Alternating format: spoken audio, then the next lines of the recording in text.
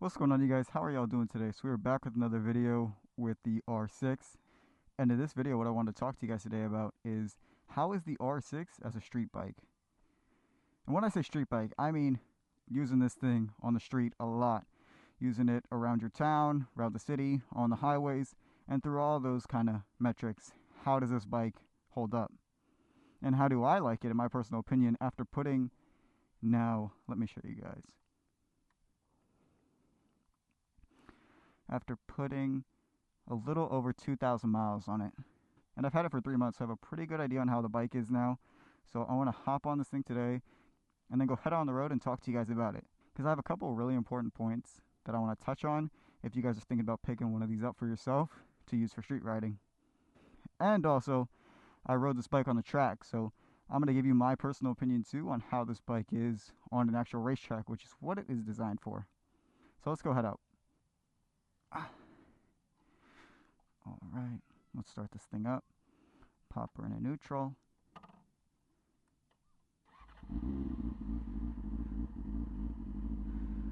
Woo. Listen to that. This bike sounds amazing. I'm going to give it a couple of blips once I get out this little parking lot.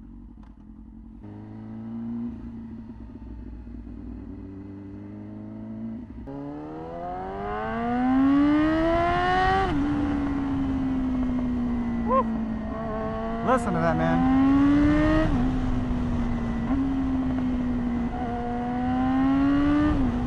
Sounds so good. Has to be the best sounding 600.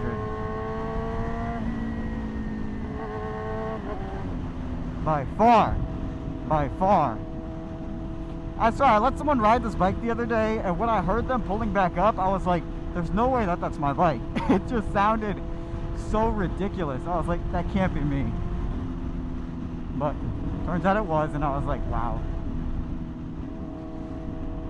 Because like hearing it when you're riding and also hearing it with earplugs in like I have right now is way different than hearing it from like a third person point of view.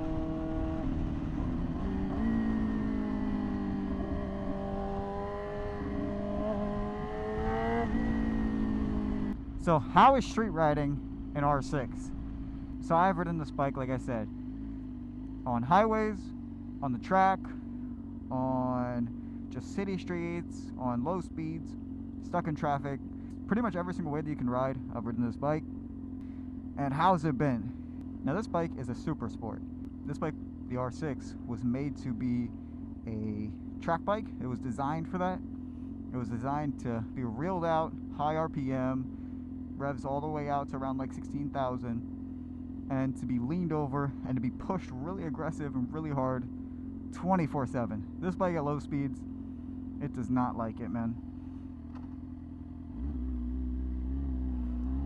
This bike loves to be just wrung out and like beat on. That's where you're going to see it truly shine, and that's where you're going to see the bike most happy. Well, let me first start off with the comfort first riding this bike. This person is going so slow.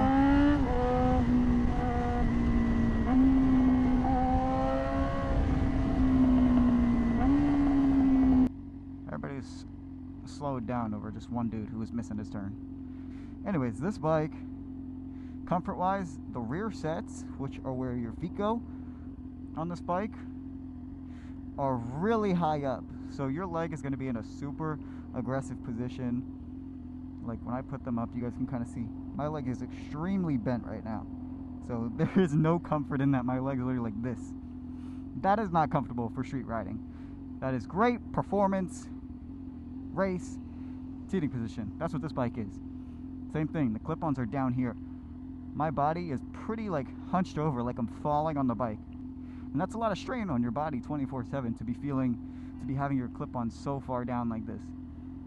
So comfort-wise, really high and aggressive rear sets and really aggressive clip-ons. So when I first bought this bike, I would be riding it for like 15-20 minutes and I'd be like aching everywhere. I'd be like, wow, this is really uncomfortable just after like 15 to 20 minutes. Now over the time I've gotten pretty used to how it is. That doesn't mean that it improved at all. It in no way got more comfortable. but I just got more used to the uncomfortableness of the bike. So it doesn't bother me that much. I've taken this thing and ridden it like 2 hours straight basically, now. Where when I first bought the bike, if you told me to do that, I would have been like, I don't know about that, but I'll pass. I'll go in a car. But now it's literally just like the normal. I want to say this is probably, if not the most aggressive seating position that you'll find in a 600. Same thing, like the R1 and R6 are some of the most uncomfortable but most race ready positioning that you're going to have on the bike. And I will be honest though, you know, I knew that coming into it. I knew this bike wasn't a comfortable street bike. I knew it was more of a race bike. So that's why even when I still bought the bike, it didn't bother me that much because I already knew what I was getting into. It's like buying a old German car. You know it's not going to be that reliable. You know you're going to have to put in some money and fix some certain things. So when something does break, it doesn't really bother you as much as it should, because you were expecting it to happen, if that kind of makes sense. So I hope you guys don't have the impression of getting into an R6 for comfort or for just a nice, easy ride. This bike is not that. And the seat too. I can't show you guys because I'm sitting on it, but the seat is not very plush and luscious and comfortable. It is pretty thin. It's not that uncomfortable, but it's in no way nice to sit on for a long period of time.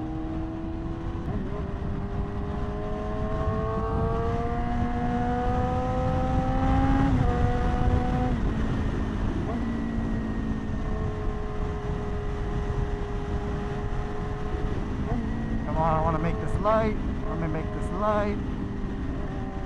So around town, this bike is not that comfortable. And that's also because the clutch on this bike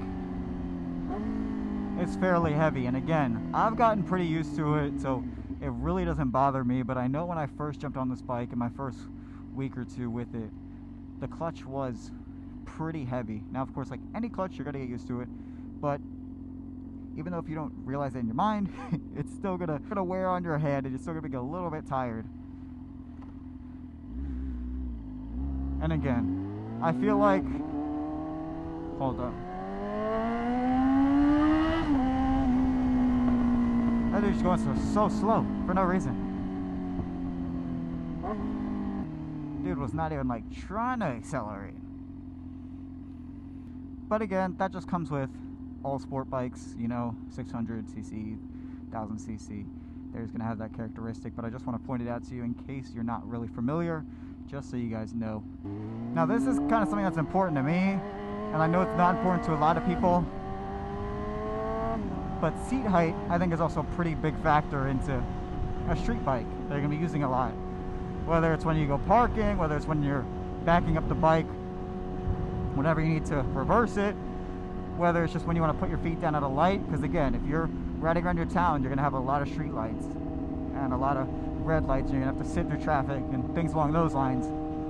The seat height on this bike is relatively high. It is 33.5 inches.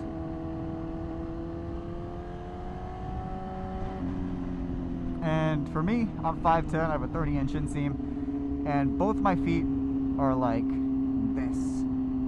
It's just like my toes touching the ground. So I don't really have that much maneuverability and comfort at a light that I would have if it was like my R7 or something, for example, or like a naked bike. Those are a lot lower seat height. And again, it may not be important to some people. For me, it's something I like. It's kind of a creature comfort, more or less. So it's just something to keep in mind too. This bike is pretty high, seat height wise.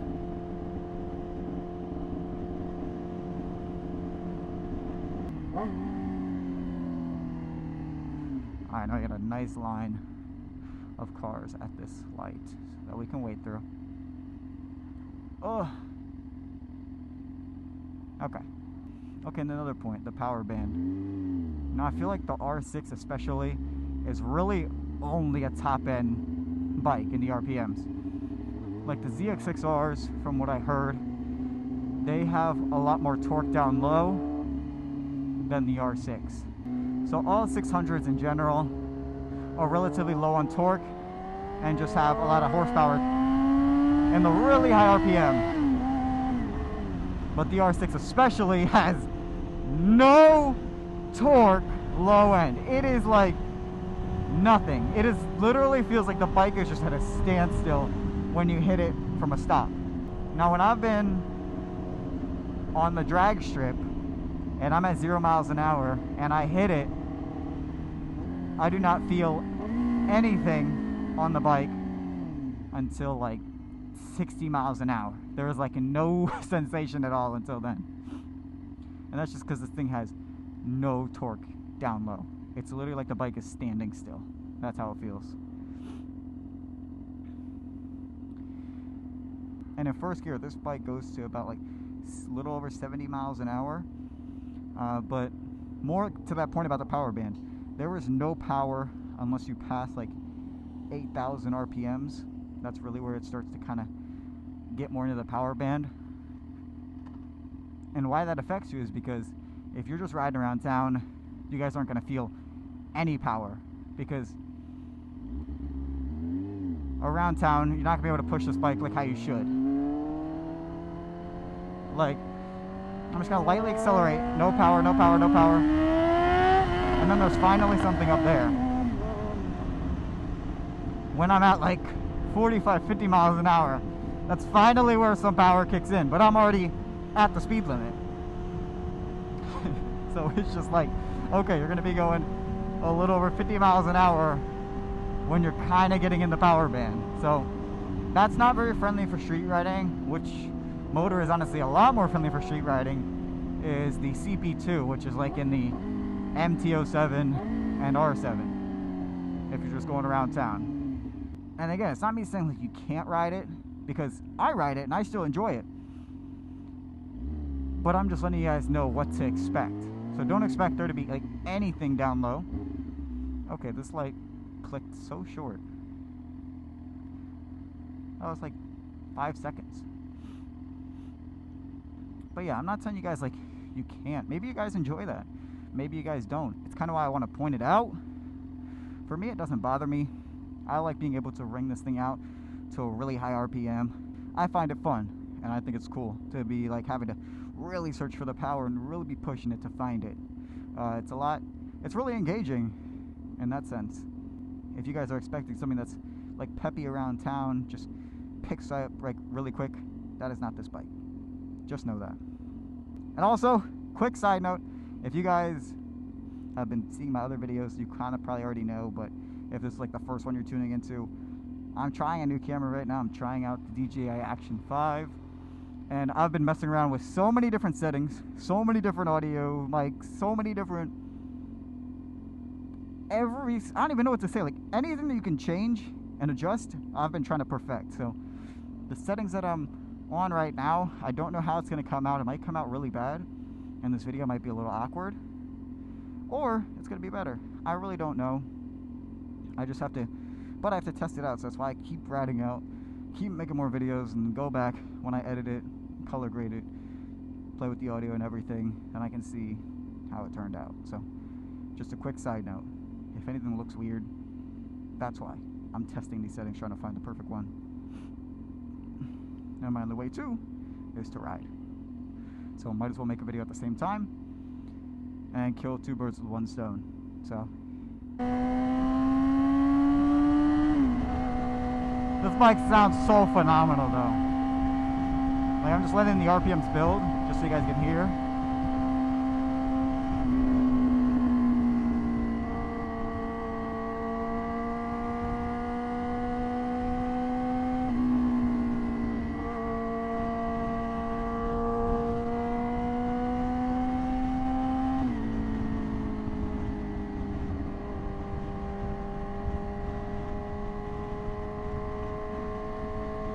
Oh, I got some other bikers. And then, like I said, power band around the town, not fun. That's not it. But when you're on the highway, it is great. You have a plenty of power, you got all you need, and it's actually pretty fast. If you guys are doing a lot of highway riding, a 600 power level and power band is perfect because you have the opportunity to be able to really string it out and get through those RPMs.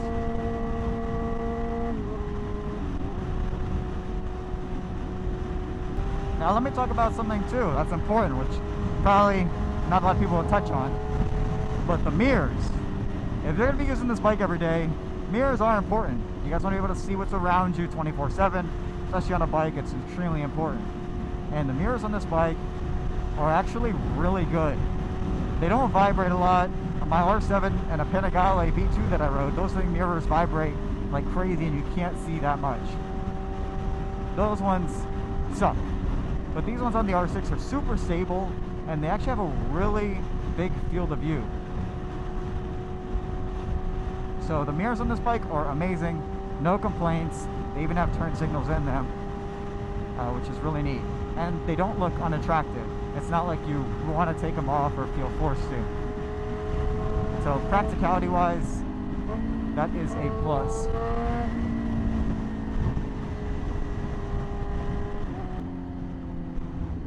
Now thankfully in my area, I do actually have like some good back roads, some good decent stretch of roads that I can find if I just go like 15-20 minutes out.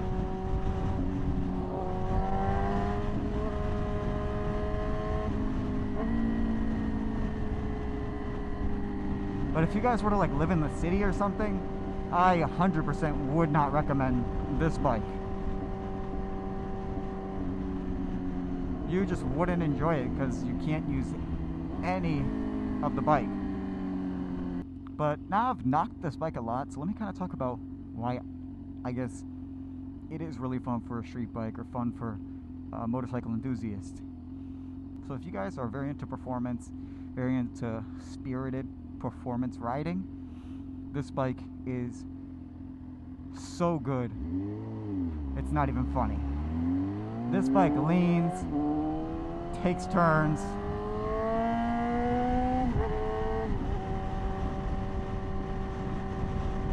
like an animal, dude. So when you're pushing this bike, that is kind of its home. This bike performs incredible. It's honestly just incredible.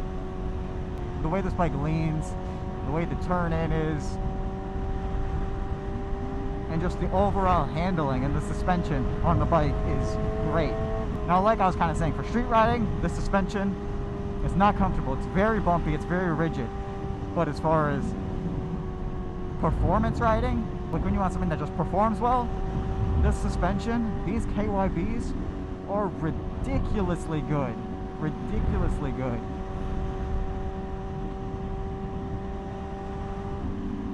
And now my best kind of way of explaining that is I just took this bike to the track literally 4 days ago. And in that moment, when I actually took this thing on the track for the first time, are you gonna move? Are you stay in my lane? Okay. When I took this thing on the track for the first time, it was like, okay, now I finally understood properly what this bike was made and designed for. This thing took corners ridiculously well. This thing had a great power band for the track, because on the track, if you're not on the brakes, then you're on the throttle. If you're not on the throttle, then you're on the brakes. So you're constantly pushing this motor. And again, that's the purpose of the R6, to be in conditions like that.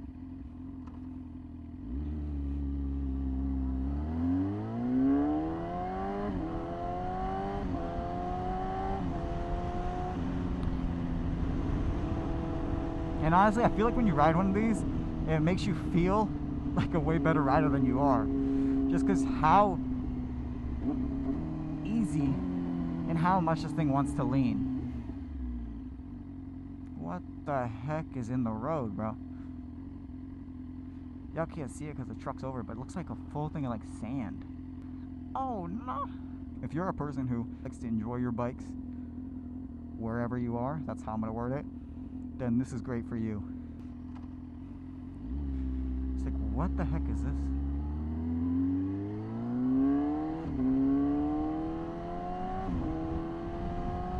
This dude's just staring at me. He like, literally broke his neck so hard. He was looking at me through the back glass. Oh my gosh. What the heck, dude? Y'all see that? That was just straight rocks. Straight rocks. Oh my gosh, if I like drove straight through that, that would have not been pretty. I would have been surprised if the bike went down. That was so many rocks. What was I saying? And of course, I gotta touch on this. Even though this has no really bearing to do with how it is as a street bike, you guys can't deny it, how good this thing sounds. Like, I'll give it a couple like blips. And it sounds crazy.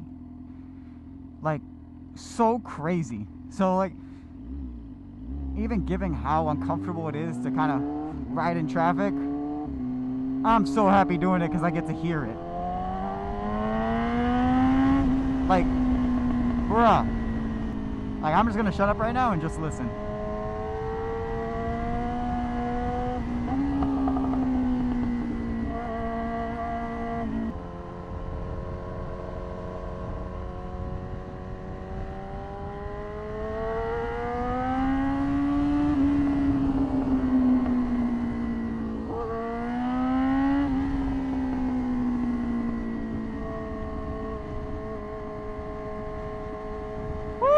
We got a lot of traffic. This is not ideal. I was not expecting this much traffic to be here. Oh man, I messed up. I messed up. I thought this was gonna be empty. This is not fun. Yeah, if you guys ever have to ride in conditions like this though, riding a sport bike is just not enjoyable. You guys will be much more happier on like a naked bike.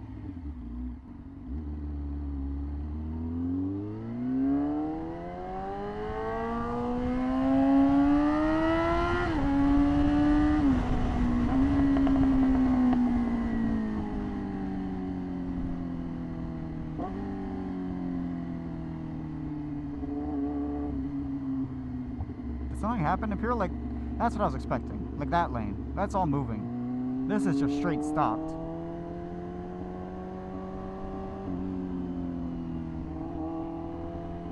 Like, look, bro. Ready for these revs? Yeah, listen to that.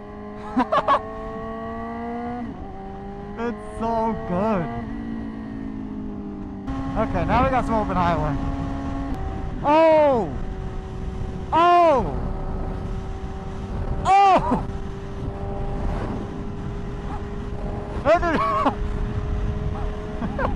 Yo, what? Is that his head gasket, or he just like dumped oil over his exhaust? Oh my gosh. That dude is not having a good day now. I'm just glad I wasn't behind him. Oh my gosh! Why is there so much traffic? This shouldn't be this bad right now. Bro!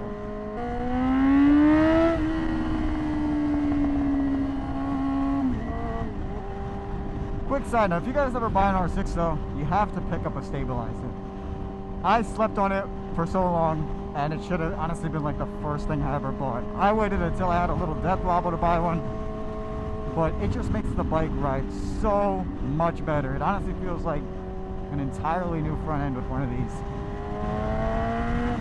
So, if you have an R6 or plan to get one, get a stabilizer. You'll thank me later. I guess we cannot escape this traffic today. But y'all know something though? This DJI battery life is ridiculous. My GoPro had already died like when I turned it on, but this DJI is lasting a pretty decent bit. So props to you on that. I do have to figure out how to get the quality fixed up. I swear this thing can look way better than it does right now. I got a little bit of water in there. I just washed my bike, so I gotta go get that out.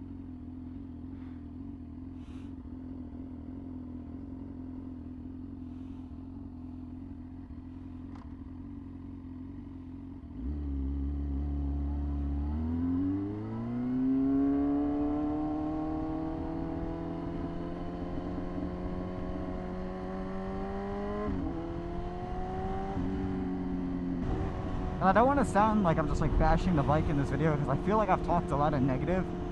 But if I was to go back before I even bought this bike and was able like to get a redo or pick anything I wanted, I would have still picked the R6 a million times over, because it just performs that well and the bike feels that good when you're riding it. When you're not able to push this thing, it's like, oh, like why am I riding this right now?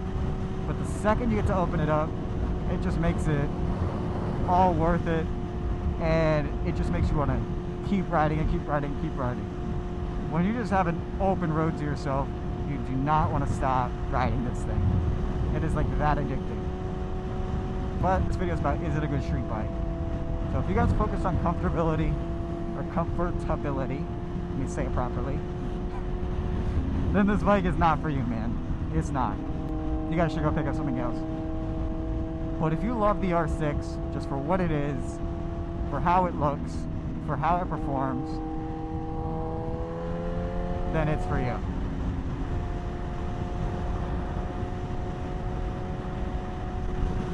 And if you guys ride in an area where you have a lot of back roads and you maybe have the ability to go to the track every now and then, and you have some good highways and some good roads where you can really push this bike through the RPMs, then you're okay. But if you're in like a really tight city, you can't really go fast, in traffic most of the days, you're not gonna have fun with this, man. You're really not. If you want a bike that performs ridiculously amazing, this is it. Ultimately, it just comes down to who you are as a rider. I know myself as a rider, I'm very performance oriented. I don't really care about comfortability that much. I just like a very raw, engaging performance bike. And that's the epitome of what this bike is. You feel everything on the road.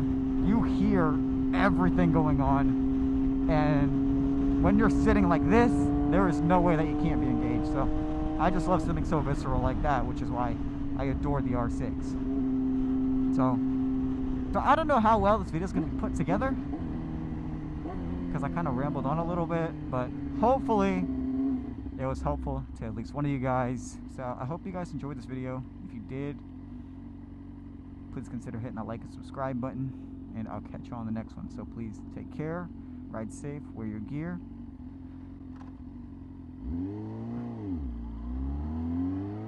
Peace.